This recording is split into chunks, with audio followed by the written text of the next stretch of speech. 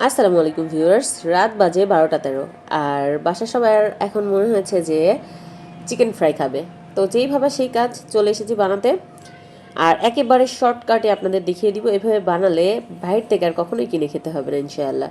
তো প্রথমে আমি নিয়ে নিচ্ছি 1 কাপ পরিমাণে হচ্ছে ময়দা, আর নিয়েছি 1/4 কাপ পরিমাণে, আপনারা এখানে চাউলের গুঁড়া ব্যবহার করতে পারেন, কিন্তু আমি ব্যবহার করেছি হচ্ছে কর্নফ্লাওয়ার।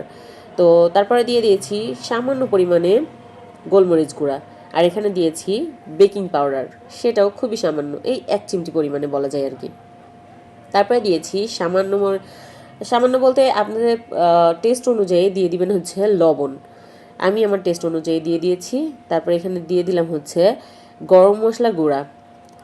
গরম মশলা গুঁড়াটা দেওয়ার পরে এখানে দিয়ে দিব হচ্ছে মরিচের গুঁড়া। মরিচের গুঁড়া কিন্তু আপনাদের স্বাদ অনুযায়ী দিবেন। যদি বাচ্চা থাকে, আমার ঘরে তো বাচ্চা আছে, ও খাবে, আমার বেবি খাবে, এই জন্য আমি একটু কমই দিয়েছি, আপনারা আপনাদের টেস্ট অনুযায়ী দিয়ে দিবেন। তো তারপরে দিয়েছি হলুদের গুঁড়া। হলুদের গুঁড়োটা দেওয়ার পরে এগুলা কিন্তু পরিমাণটা আপনাদের টেস্ট অনুযায়ী দিবেন। আমি পরিমাণটা এত বেশি মানে মাপ ধরে বলছি না, আপনারা দেখেই বুঝতে পারছেন আমি 1 কাপ ময়দার জন্য কতটুকু পরিমাণে দিচ্ছি আর কি। তো তারপরে এই যে ভালো করে হাত দিয়ে একটু শুকনো উপকরণগুলোকে মিশিয়ে নিচ্ছি। এটা মিশিয়ে নেওয়ার পরে একটু একটু করে পানি মিলাবো, আর একটু ঝুরঝুরা টাইপের ক্রাম তৈরি করে নিব আর কি। তো আপনারা হচ্ছে একবারে কিন্তু পানি দিতে যাবেন না, আটা আটা হয়ে যাবে তাহলে। এই যে এরকম একটু ঝুরঝুরা টাইপের করে নিতে হবে। আর এটা একবার বানিয়ে ফেলতে পারলে কিন্তু আপনাদের চিকেন ফ্রাইটা একেবারে বাহিরের মতো ক্রিস্পি হবে ইনশাআল্লাহ।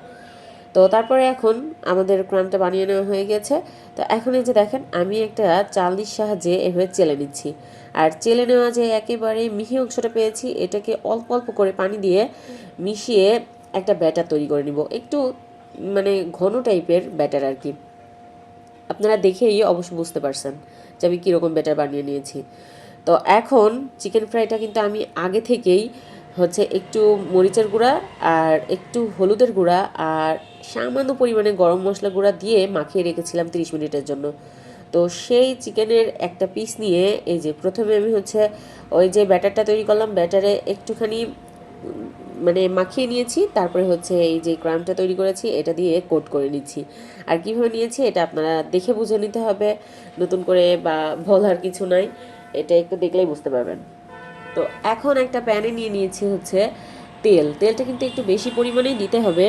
তো তেলটা দিয়ে দেওয়ার পরে এখন হচ্ছে একে একে যেই চিকেনের পিসগুলো রেডি করে রেখেছি সেইগুলো দিয়ে দিব। আর এই মানে চিকেন ফ্রাইটা ভাজতে হবে কিন্তু একেবারে লো হিটে একটু সময় নিয়ে ভাজতে হবে, নাহলে ভেতর থেকে কিন্তু কাঁচা থেকে যাবে। এইভাবে উল্টিয়ে পাল্টিয়ে কিন্তু খুবই আস্তে ধীরে এটাকে ভেজে নিতে হবে। আপনি যতটা সময় নিয়ে ভাজবেন এটা কিন্তু বাহির থেকে ততটাই ক্রিস্পি হবে, আর ভেতর থেকে ততটাই রসালো হবে। তো এই যে আমি উল্টিয়ে পাল্টিয়ে প্রথমে 2টা ভেজে নিয়েছি, আর এই 2টাকে খুব ভালো করে ভাজা হয়ে গেলে তারপরে এটাকে হচ্ছে তুলে নিব। আর তুলে আপনারা কিন্তু একটা কাজ করতে পারেন, সেটা হচ্ছে একটা টিস্যু পেপারের উপরে রাখতে পারেন, তাহলে বাড়তি যে তেলটা থাকে সেটা একটু অ্যাবজর্ব করে নিবে, এটা একটু হেলদি হবে আর কি। তো এই যে 2টা আমি ভেজে নিয়েছি, এখন যে বাকি 3টা ছিল সেই বাকি 3টাও দিয়ে দিচ্ছি, আর সেমভাবে একেবারে লো হিটে আমি এটাকে ভেজে নিচ্ছি।